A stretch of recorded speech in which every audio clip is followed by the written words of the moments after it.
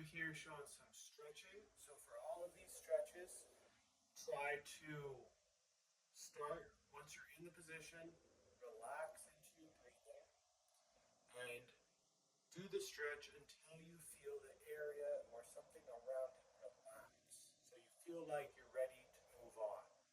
You don't want to push very hard. This will trigger the body to tense.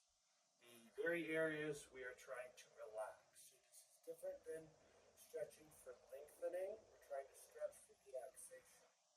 We're going to start by relaxing the breathing system. Lots of variations of all these stretches, so I'll show you kind of where we want to start, or at least a place to start, and go from there. So there'll be about 3 stretches for each limb, left arm, right arm, left leg, right leg, that I'll go through, and they're each arms and the legs. So you won't be doing the right arm, the left leg stuff, stuff the same. So we'll start with the right arm. The first stretch is for these muscles here on the side of the rib cage as well as the front of the chest. And what we're going to do is get the arm, the whole shoulder blade and shoulder coming back. There's a variety of ways to do this. You can stand in the doorway with the hand on the side and lean forward. You could have the arm this way. Play with the elbow up or down. You can also do this laying on the ground, so you rotate your body away and be picking up the left hip.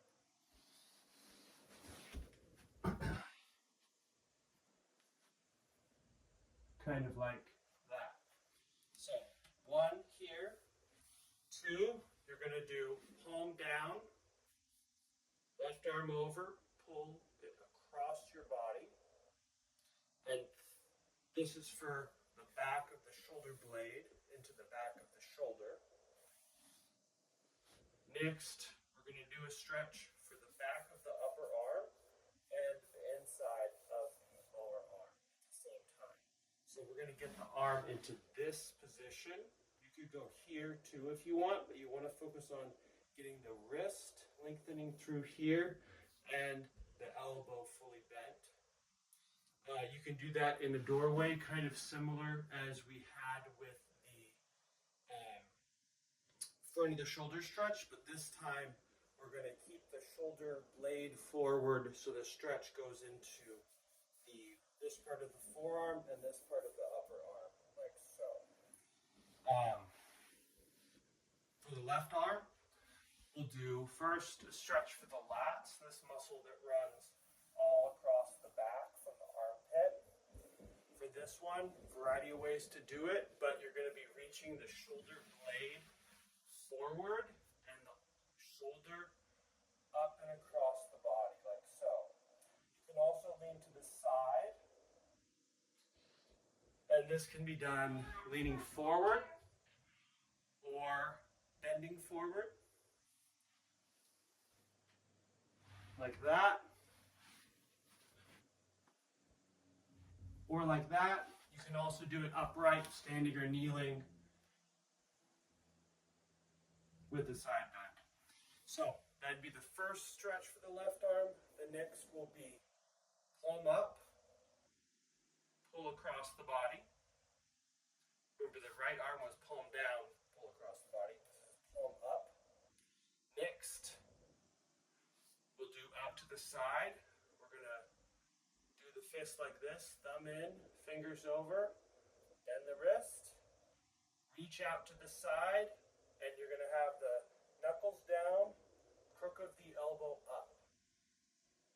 Okay? And then it can go back a little, reaching out. That's the stretch. You can turn the head away. Sometimes that'll add more stretch there. So we got the arms, next the legs. The first one we talked about before, we'll do the right leg first. So this one leg over the other, the right knee is bent, and you're going to pull the toes to you. The rotation of the knee will target the muscles we want in the back of the hip. From here, you can make any adjustments you need to pull pulling the leg to you or across you. Adjust the rotation so you feel some stretch in the back here into the thigh. All right? There's a lot of muscles getting lengthened and tissues getting lengthened in any given stretch. So try and do your best doing the stretch correctly and wait for something to release. Next,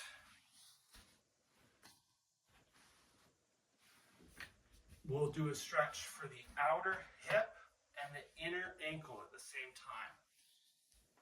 A few different ways to do this, but one of the simpler ways is step over with the left leg. So see how it's lengthening across this side of the hip? We don't want it to be a torso bend where this flank is lengthening. We want to keep the pelvis level and then sink down until we get a stretch here. You may feel a stretch in the ankle as the leg opens away from the inside of the ankle. So there, here, one of them you might feel more. Lastly, for the right leg, this one will actually be the same right and left, so we'll use that as a transition to the left leg. So here in a lunge type stretch, and then you're going to rotate each way and hold each rotation until it relaxes, just like you're doing all your other stretches. And then switch legs and do the same thing. Rotate one way. This will go all the way down the leg, through the knee, through the ankle, and be stretching different things on each leg, according to what's tight. So hold each of those until they open. For the left leg, instead of this way, as we did on the right, we'll do the opposite. So it'll be the inner hip, thigh on the left, and the outer ankle. Sinking down, keeping the pelvis level, and sink down until you get a stretch somewhere here and or somewhere here. And again, you might feel it in a little different place. That's the general position you want. Lastly, for the left leg, for the back of the hip, we're going to pull the heel towards us. All right? The knee can be more or less bent. Arch the back or let it round. You can pull it across more or the foot to the head more, but this is the general position. So the difference there, the right leg, we pull the toes to us in this stretch. On the left leg, we pull the heel to us. Different rotation through the knee helps target the specific muscles we want in the left hip. So those are the specific ones that will help things balance out. Do as much or as little as you can. If any of the stretches trigger pain, don't do them yet, or back off and do them much more gently.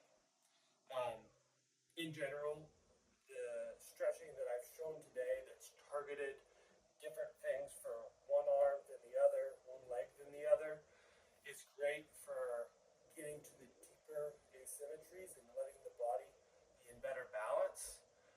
There is layers of tension more on the surface than those, and so don't feel like I'm saying never do the same stretch both sides, like there was one that we did both sides the same, but it serves a different function, more of like a general relaxation massage versus, okay, let's get in there and really create change that's going to make differences in the short term as well as the long run, taking pressure off your joints and helping you feel better in deeper, more profound ways. I wanted to show a couple neck stretches because that's a very tight area for you.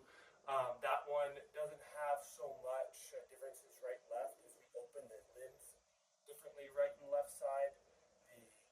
The spine will have pressure taken off of it, and you'll feel different stuff that's tight that needs to release. But I'll show you 4 stretches for the neck, actually 5. So first we're going to look under each armpit. You can use the hand if you need to, and try to let the neck as well as the upper back relax and participate in this. Relaxing into the exhales is extra important with the neck because the neck is so tightly involved in the breathing mechanism.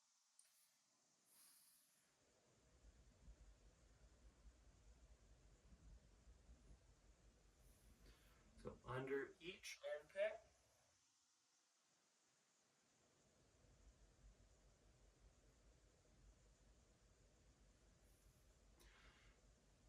there is a looking down component to that. There is a leaning to the side component to that, as well as a rotating component to that.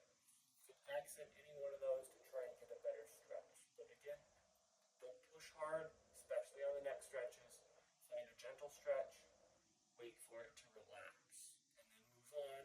Come back to it if it feels like that was good, but it needs more. So here, and then the next one we're going to do kind of the reverse. So we'll turn the head one way, tilt the other, and if you can let the chin kind of come up to the ceiling or the sky, depending on where you're at, or it could be looking up at the ceiling, that'll help your neck extend. So extending, turning, and leaning. This one is more awkward, so at first expect it to be difficult. If you can only do two of the parts of the stretch, like looking up and leaning to the side, and that gets you a stretch, start there.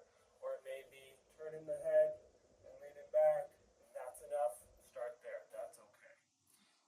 So that'd be 4 neck stretches. The 5th one also engages the jaw. This one has 2 parts, so you put the hands on the chest skin, let it drag down a bit, and then reach the chin up. Again, gently reaching the chin up. You'll find muscles of the jaw contract gently.